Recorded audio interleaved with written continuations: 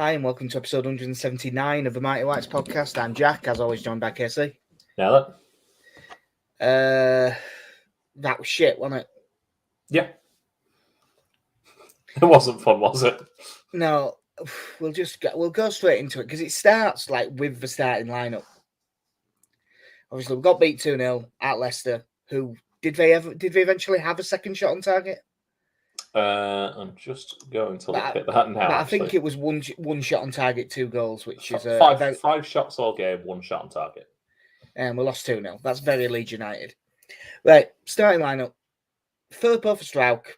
Yeah, Firpo's shite, but it's an injury. Understandable.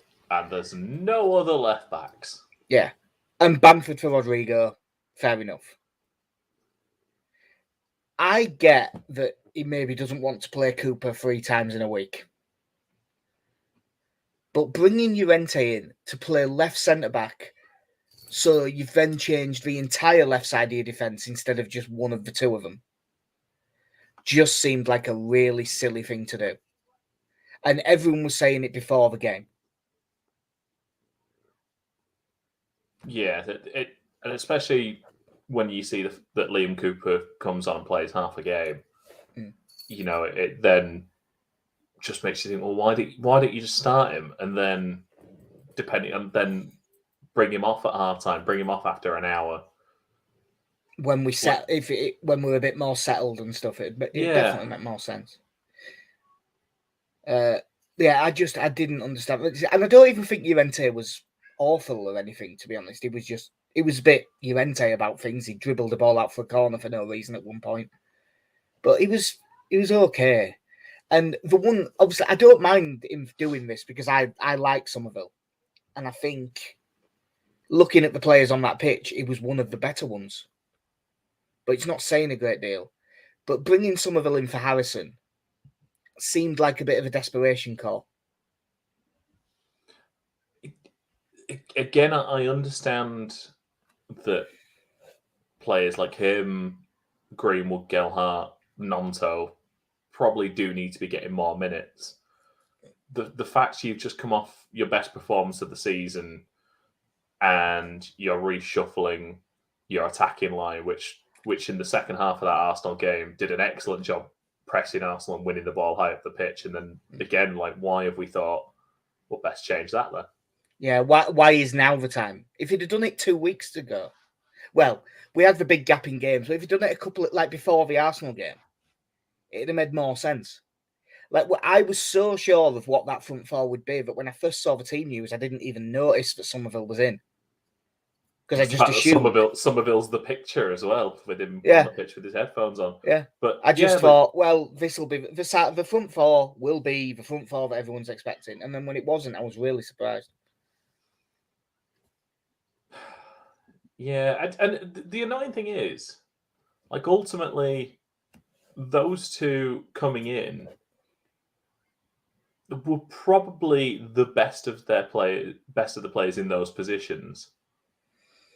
I think Llorente certainly had a better game than Koch did. Yeah, I think I'd still probably say Sinisterra was better than Somerville, but they were both significantly better than Aronson. Yeah, who for once lasted a full 90. Yeah, the time when he's playing less well. Yeah.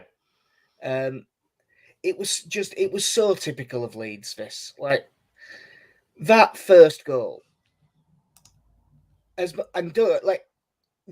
actual own goal itself, it's a nightmarish position for a defender to be in. I do think because there wasn't loads of pace on the ball, I genuinely think Robin Koch could have done a little bit better with that. But the big mistake is Rocker just dallying on the ball and losing it in an abysmal area to lose the ball. And if there was one player in the team who you wouldn't think would be doing that, it's him. Yeah, I mean, you're looking, 25 yards, dead centre a goal. Yeah. No, very, very frustrating. And then when I watch it back, I don't know if Meslier should probably be coming for that ball because it's not a quick ball across. But whether his thinking is he's seen Cock going for it, so he stays on his line. Yeah, I must admit, I didn't. From when I've seen it, I never thought it was Mellier's ball. I always thought that it was Robin Cox to go for. But yeah, it was just such a, and that's us. Leicester at that point not only had not had a shot on target, they hadn't had a shot. No, they very much spent 20 minutes of having to stop Leeds. Like we weren't great, but neither were they. We weren't great, but we were in their half for the most part. They hadn't laid a glove on us. No. And then we do that. I believe it was Tyson Fury that did it, didn't he? When he tried to whip that uppercut and hit himself in the head. We basically pulled out one of them. And then you're 1-0 down. All of a sudden, the pressure's higher. They can sit a bit. I mean, they're already sat deep, but they can be more comfortable sitting deep and looking to counter. And then you're going to have, at 1-0 down in that situation, there's going to be a second because we're still waiting for the twice annual Harvey Barnes goal v Leeds United, which happens every time. And this goal was. It feels like we concede this goal all the time. Now, we don't actually concede this goal all the time, but it feels like it. Can I preface this before you go into the description? So we watched it at the pub together, and we're watching it on not the best stream. In the other room in the pub, their stream was working perfectly, and I had a perfect view of it in a mirror. I saw this goal happen on that TV in the other room before it happened where we were watching it. And you just heard me go, oh. Followed by me going, it's 2-0, isn't it? Yeah. They... And it's their goal kick at this point. Yeah, like, they just watching. They just passed out from the back. Nothing complicated. They just went down the right-hand side under no pressure. And then, because Firpo's pressing forward and is completely isolated on that side, and also not very good, they just get away. So Llorente has to go across, so Koch has to go across, so Christensen has to go across, and there's Harvey Barnes with fucking 25 yards of space in an 18-yard box. I'm not even sure how that's possible. And yeah, perfectly reasonable finish. But that goal, it was worse last season for that goal, for the back end under Marsch, where everyone gets dragged across. Villa did it just seemingly every few minutes when they played us. But it's one of them goals that is, although the players aren't doing things perfectly, that is an on-the-style goal. And if you were getting caught out because you're bombing forward and really going for it, you can understand it. But we're getting caught out just because we are being told to stand in the middle of the pitch. Yeah. And I don't see that the amount of benefit that you get compared to the cost, I just don't think is a good equation. No, and ultimately you can say at this point, I'm being a little bit lazy here and I could have counted, but what are we, 20, 25 games into Jesse Marsch as a Premier League manager? He has managed 22 games with won 6, drawn 6, lost 10. So, like you say, we have seen that goal happen plenty of times. That there is space in behind the fullbacks, people get dragged across, and as Jesse got asked, I think before the Arsenal game, saying that Leeds have plans A through Z. It'd be nice if he tried one of them. Yeah, he's tried nothing, and he's all out of ideas. I wrote earlier, him and Bielsa, it's the same. The reluctance to make any changes to your style of play, in spite of what is happening in front of you. Yeah, but one of them had a much bigger upside than the other one. Yes and no. I mean, I'm all for a tactical philosophy, but realistically, we should not have been losing 7-0 to Manchester City last season. That can be mitigated. These goals of our defenders just getting sucked across can be mitigated by, as best I can tell, either they stay wider and a little bit deeper, or Tyler Adams or Mark Rocker, when we are out of possession, drops in as a third centre-back to cover that gap. But by the time the ball starts going across our penalty area, Firpo, Rocker, and Adams are nowhere near. Yeah. And I don't know I couldn't tell you where they were because it started from a short goal kick. Yeah, there was no. It's not a transition, is it? No.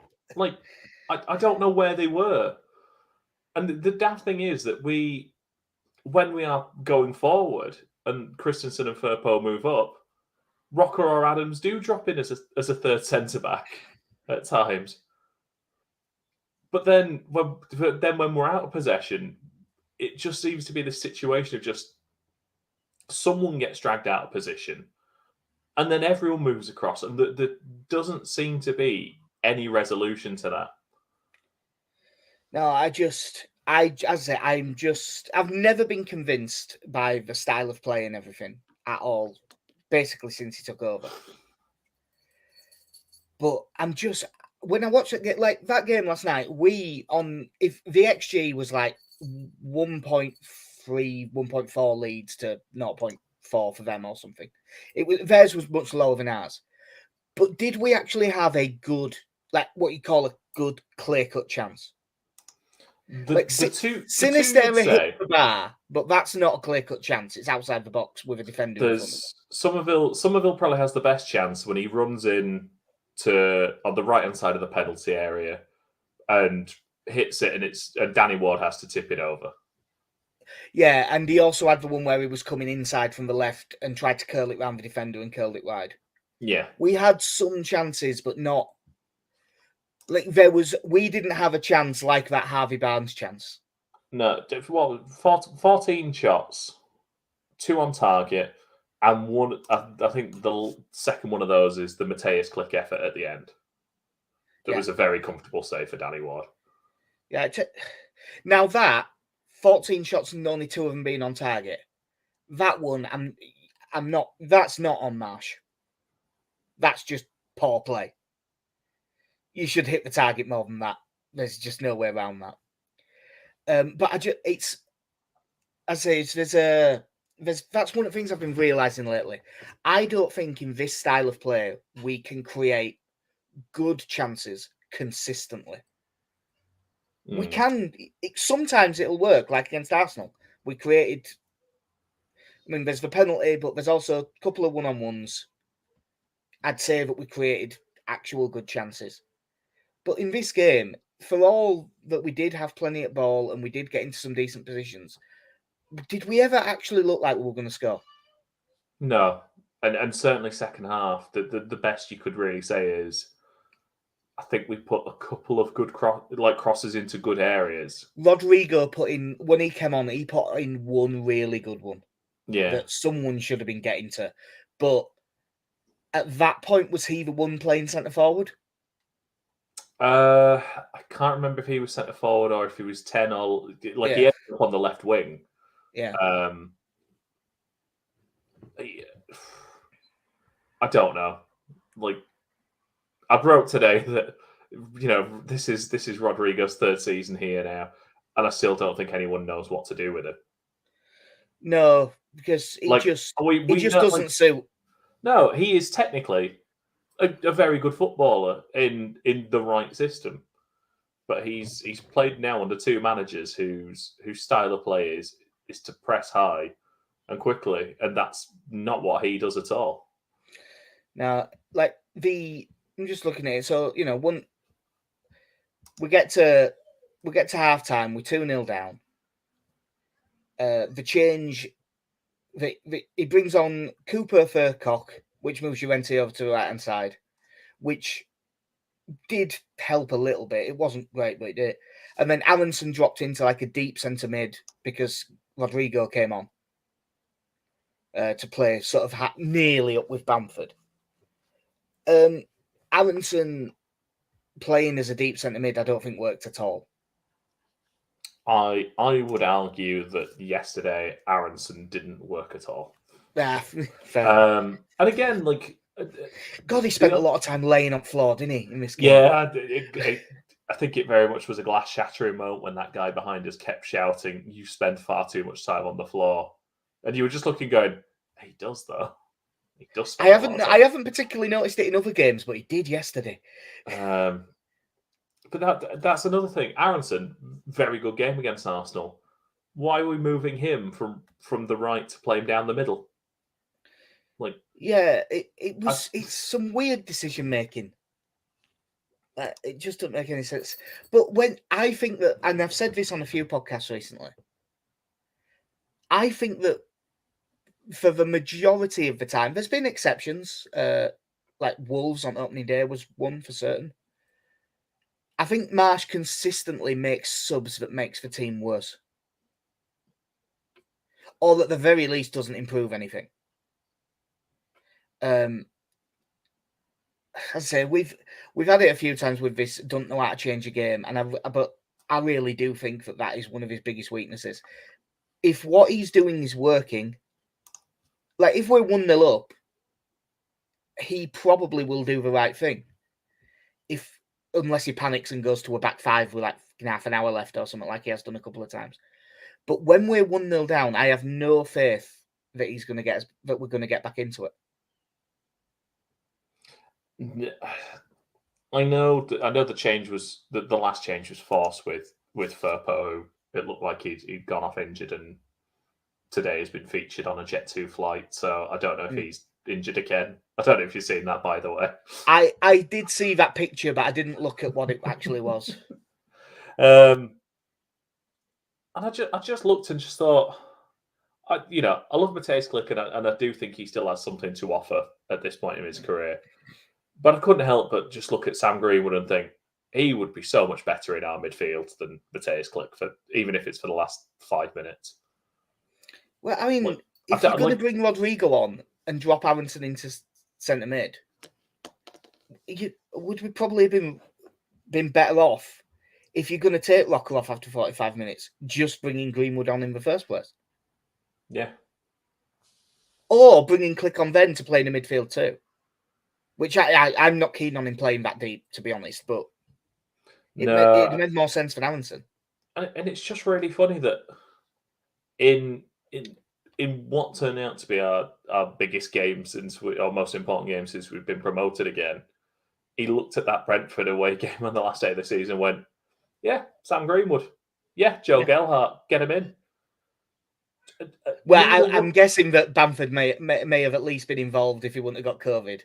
I know that, but there were alternatives, and there were probably more senior players than he could have put in than one of those two. Yeah, but it was the Greenwood one that none of us saw coming.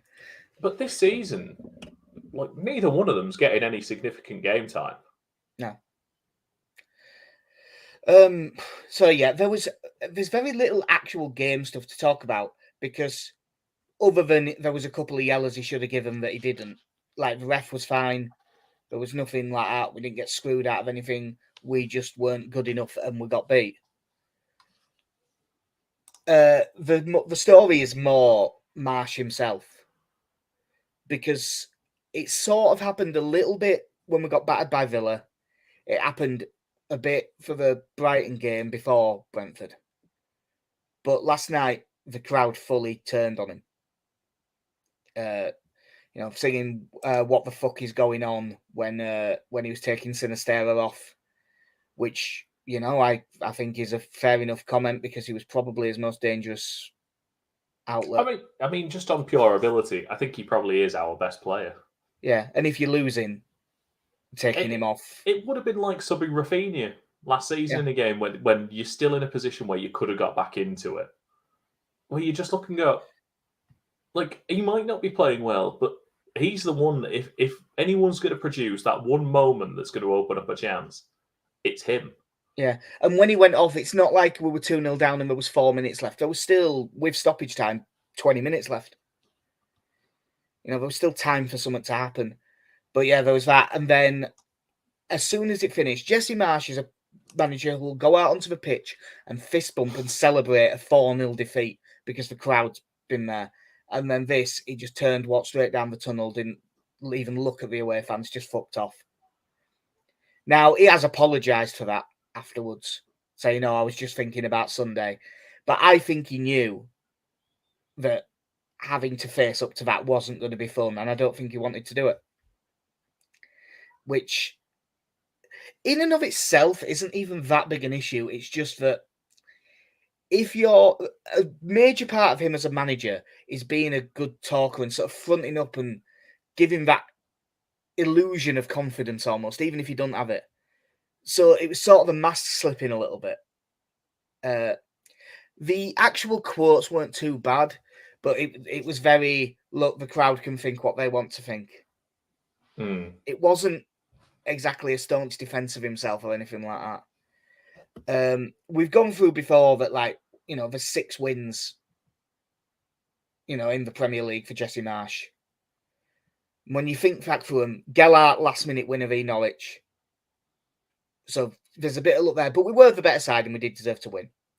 3-2 win against Wolves. We were 2-0 down and being thoroughly outplayed before there's a red card. 3-0 win at Watford. Good win versus a poor side. But if you think back to that game, we didn't actually play very well. And they could have easily got something. 2-1 win at Brentford on the last day to stay up. Massive result. Games like that aren't about performance. It's just getting the result. So fair enough. But it was a last-minute winner against 10 men. With a penalty. And there was a penalty in there as well. Good win v Wolves on opening day. Went 1-0 down. He actually made the right subs. He sort of got us that game. That one needs a massive tick column. 3-0 win v Chelsea. Excellent performance. Thoroughly deserved it. Brilliant. And yeah, there's some games where he's been unlucky. Like his first game where we got beat at Leicester. Played really well and were unlucky. But when I look at these last 7, Brighton away, Everton at home, Brentford away, Villa at home, Palace away, Arsenal at home, Leicester away. There's only one of those games that you go into thinking it's a write-off, and that's Arsenal, which is the best performance we produced. We've got 2 points. And it's an unfortunate, like, the part of where I do feel bad for him is that you can count a number of games this season where he has been let down by a moment that you just can't account for. Yeah. Like Rodrigo's pass, like what Mark Rocker did last night. Yeah, Diego Llorente's performance against Brentford. Yeah, there absolutely is a bit of that. And, I think he's in a sound, but Footy Analytic that were messaging us on Twitter earlier was saying we are running really cold. And we are, like, because there is something to, we are way behind we have scored fewer goals than our XG is, and we've conceded more than our XG against us by a decent amount. So there is variance and stuff. And because I have lost my patience with him. I have. So I'm sort of need to be kept on the fairness scale a little bit, so I don't just go off on one. But when I look at them last 7 games, 2 points from that is fucking abysmal. Like, there's no way around it. 2 points from that is a bad run. There was only really the Arsenal game that I could say we were really unlucky there.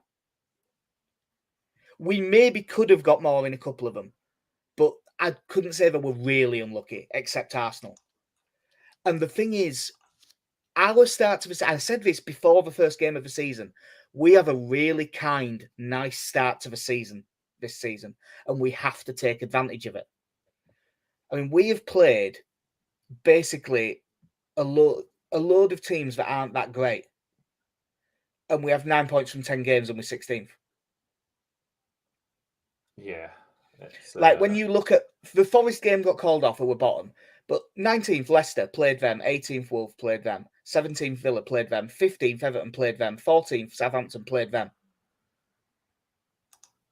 Like, we've played all the bottom 6, and we've got results against a few of them, but I just don't think we've got enough, because we're gonna have a couple of tough runs later in the season where you're not expecting to get out, and we needed a buffer going into those games, and we just don't have one. And I am genuinely, I think we're in serious fucking trouble, to be honest.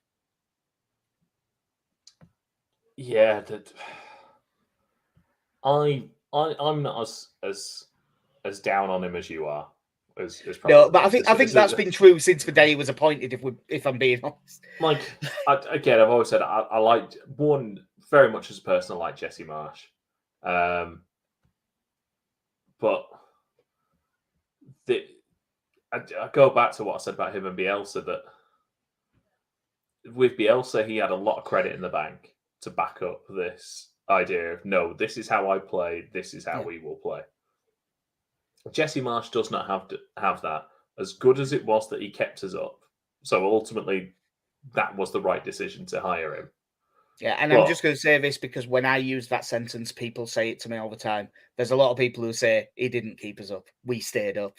But there's a lot of people who don't think that he had much to do with it, which I think is harsh, to be honest. But I mean, when you just looked at the number of goals we were conceding under Bielsa, yeah, it was. But that's another conversation for about 6 months ago, I imagine. But if you are seeing something happen repeatedly, then you need to make a change. If you look at our XG stats, it almost needs a George Graham approach to just, let's defend pragmatically. All right? Because if we defend something like we should be, we will probably be fine. We'll be a shit version of Brighton. Like, we probably won't score that many, but if we defend better, we will probably pick up an extra point or so every 3 games by just not defending stupidly. Yeah. That's one of the things where I do want to say that as much as I'm annoyed at Marsch, I am just as, if not more annoyed. Well, no, I'm more annoyed at those above him. Like, it is fucking negligent that we have one left back between the first team and the under-21s, and that left back is Junior Firpo. Who's in the 18s? Well, I mean, do you know why I didn't say 18s? Because I'm not sure if there's a left back in the 18s or not, to be honest. But I'm guessing there isn't, because he'd have probably played in the 21s.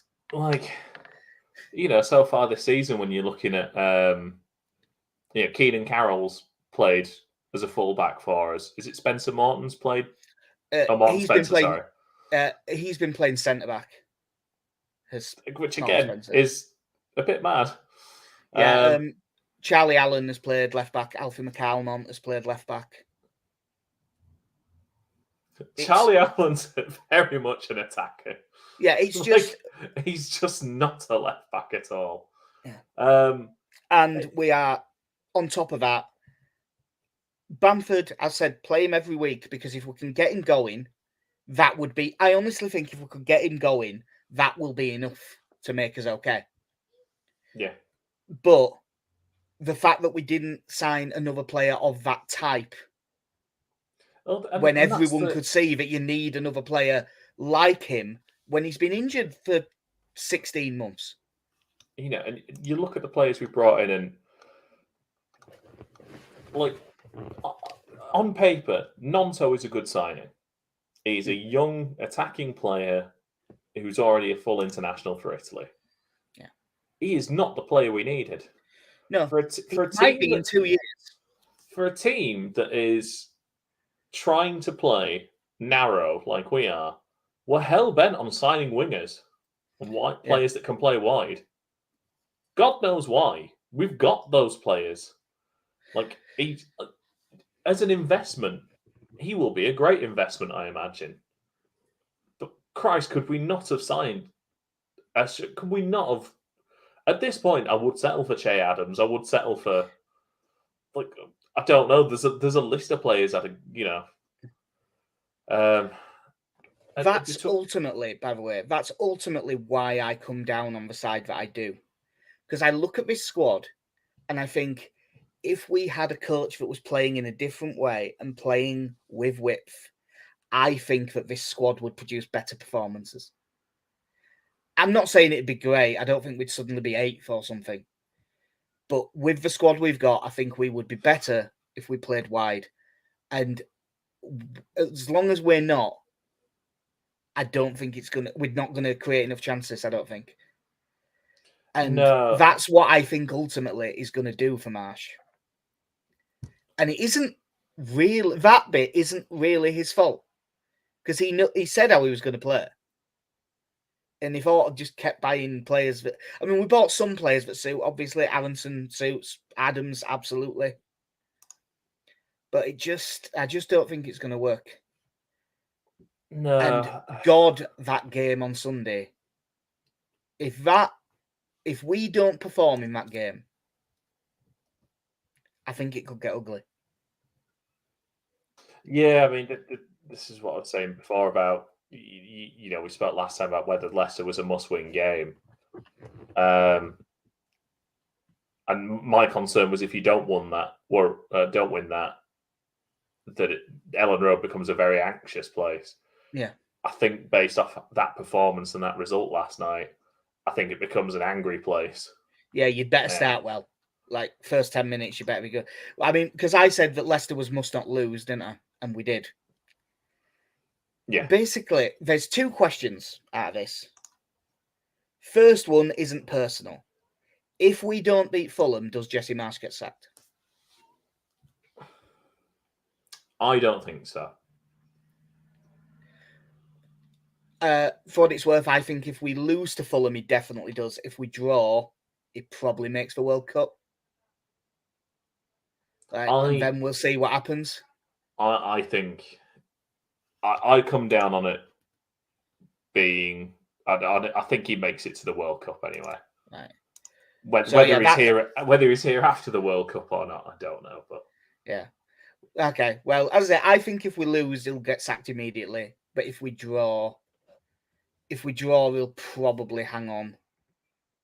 It's like if after that, what have we got? Then it's Liverpool away, which is a freebie we're going to get. And then I suppose then it's Bournemouth at home. But by then, you're already so close to the World Cup that they'd probably wait anyway. The other one is the personal one of if we're shite against Fulham, not even so much whether we win or lose.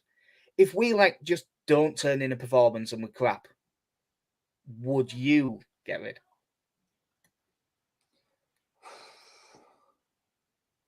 I'd have to seriously think about it. Yeah. Because you look at how poor Leicester have been this season. And how poor they were last night. I don't think they were good at all. Ultimately,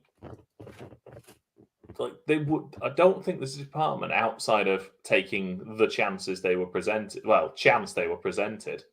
Mm. Outside of that, I don't think there's anything they did better than us. They just... I mean, Ilham Melier literally didn't have a save to make. Yeah, the one shot on target goes. They had one shot on target that was a great chance, and Melier nearly got it. Other than that, no, I wouldn't even say. I don't think they particularly troubled our defenders all that much. Well, I say that they got him behind a couple of times. Yeah. I think that the thing with the second half was, though, that I don't think that they particularly tried to either. In the second half, it felt like they were just keeping us at arm's length. And to be honest, I'd say we sort of kept ourselves at arm's length because we didn't hold on to the ball that well. When there was a little bit of link-up play was when you saw Somerville get a bit of space, or Rodrigo out wide, or Christensen moving forward. But there's nothing I don't think defensively or offensively. I don't think there's anything I can look at last night and say Leicester did it well. Yeah, but for the most part, they didn't have to. No. Well, I saw several different people use a variation on the phrase. I've never seen a team have to do so little to beat us. Yeah. And I think that was true. I don't necessarily think this will happen, but I do think it's worth mentioning. It is very well documented that Victor Orta likes Steven Gerrard. Now that he is available, because he's been sacked by Villa for being crap, I would not rule out Gerrard ending up with the Leeds job. I would not be okay with that. I'm not saying it's a good thing at all. I think it would be a mistake, but I wouldn't rule it out at all. I mean, just as a... There are people that I would have on my list, but we won't talk about that because that would be unfair because Marsch is still here. And, I want to make clear, I do want him to turn this around. Nothing would make me happier than us to beat Fulham 3-0 on Sunday. And then we get a bit of confidence in the system and suddenly we finish 14th this season and we've played some nice stuff. There's no it'd make me happier. I just don't think it's going to happen. No, I'm just looking at the Villa squad from last night. It's not a bad team. That's there's been loads of people getting very mad at some of the sports writers who've been going, yeah, but look at how little he's had to work with, and everyone going, no, Villa have got a really good squad and they've spent quite a lot of money. Like their biggest issue from what I can see is centre back. No, because they've got the best centre back in the world. Yeah, true. But there is someone's playing alongside him, I suppose. Yeah, there is a little bit of unlucky. Like you spend 30 million on Diego Carlos and he gets immediately injured and out for the season. That is unfortunate. Yeah, I know they're missing the fullbacks at the moment. The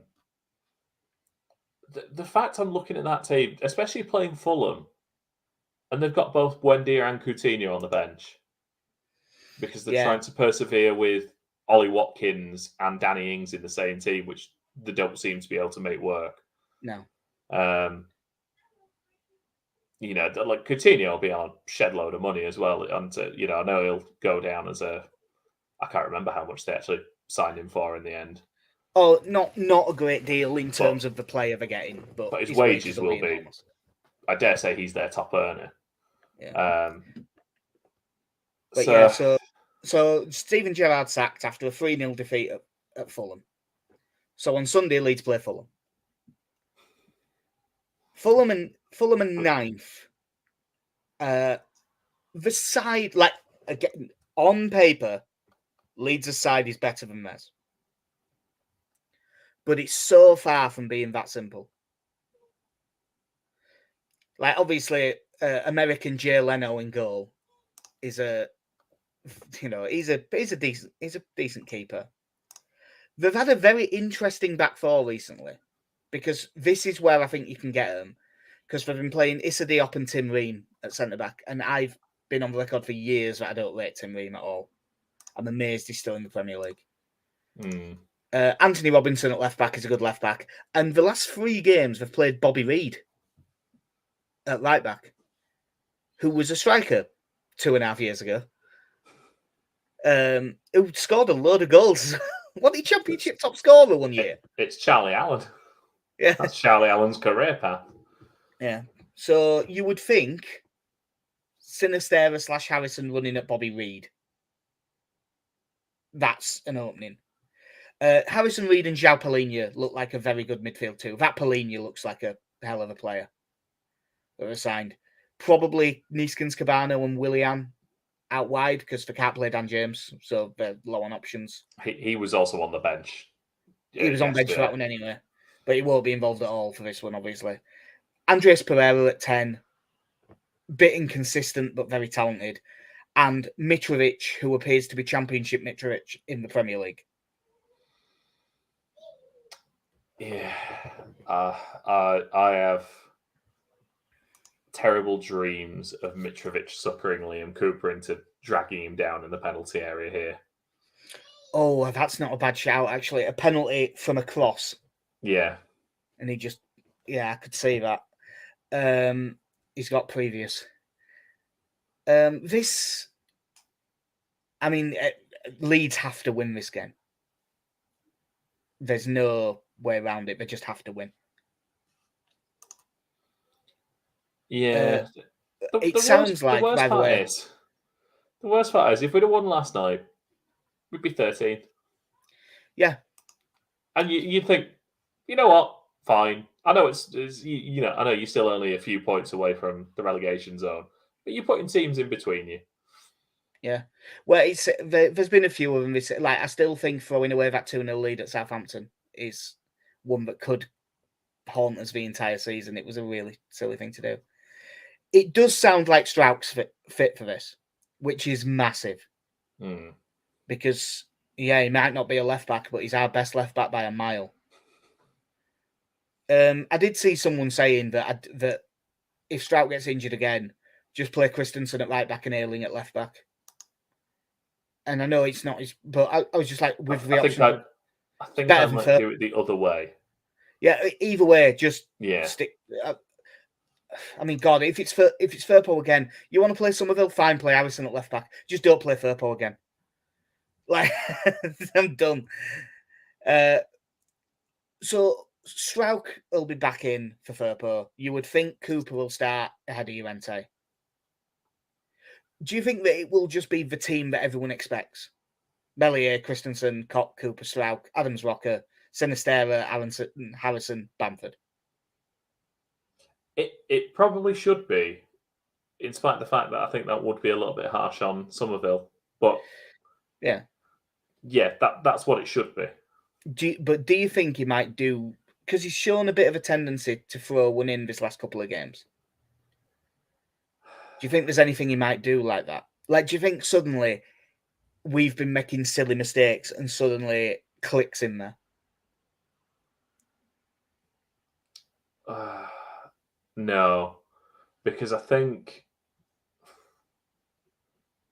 feel like he has a lot of trust in the players that were brought in that he probably didn't have in a number of players last season, which is why I think like Greenwood coming in out of nowhere on the last day of the season happens, where I don't see Rocker, Adams, Aronson. I know Rocker's not one of his players, but not one of the ones from the Red Bull stable anyway. Yeah, not one of his boys from before. Yeah, but no, I think there's a level of trust in them to do the job that he wants them to do, or as close to, as is probably the case at this point. Unless you get like a wild Gelhardt starting out of nowhere, just. That was the thing that I was thinking while you were talking. I was thinking, who might he throw in? And I was thinking, if it's someone, it's probably Gelhardt. Yeah. And then if that does happen, it's probably for Aronson. It could be for Aronson. It could be. He could have the same thought that we think he might have had about Cooper, where he just thinks, I don't know how much I want Bamford play. You know, the amount of game time I want Bamford to get in 3 straight games in a week. So, yeah, maybe. But then again, does Rodrigo go up front? And I don't know. No. I'll tell you what, mate. You don't sound confident. I am not confident.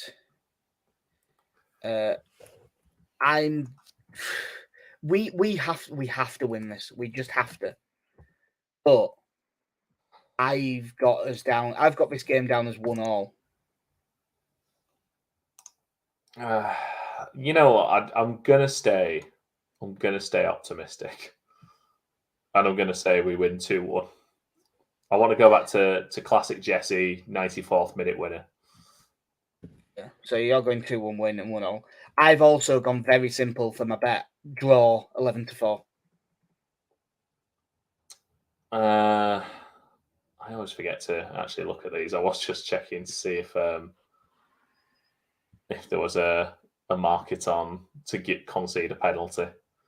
They will be. They normally is for that. It'll probably not be a specific team, though. It'll probably just say there to be a penalty or Fulham to take a penalty.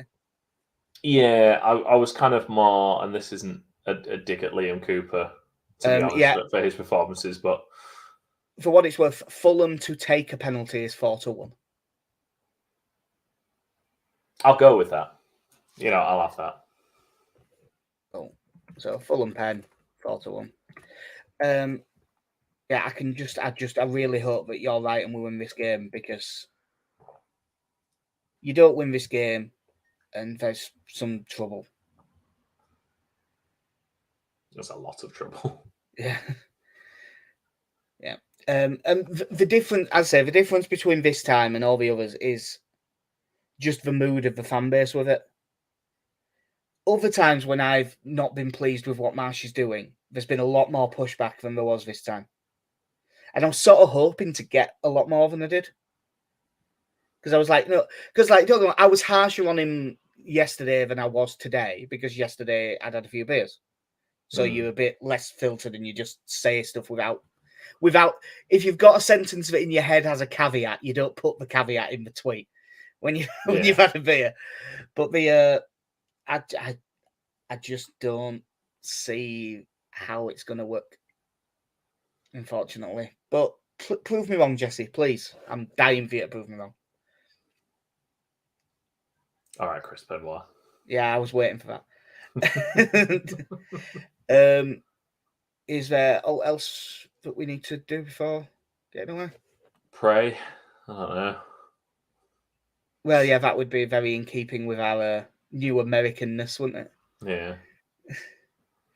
We'll go around the podcast and say what we're thankful for. I'm thankful there was a final whistle last night. Yeah. Thankful for being able to watch that in the pub, because if I'd just sat in the living room, I'd have been even angrier, probably. Yeah. Yeah. But yeah, that will do us for episode 179. We'll be back one of the days, probably early next week, but we'll see what works out. By the way, did you give this a Simpsons title? No, I was too sad. I did in the middle do say that Jesse Marsch has tried nothing and he's all out of ideas. Yeah. So there was one in there, but no, I just didn't. I didn't want to. I can't wait for us to beat Liverpool. 1, yeah, that would be so Leeds United. 2, not this year, mate. So yeah, I've been Jack. See you. I'm in Casey. Have a good one. In a bit.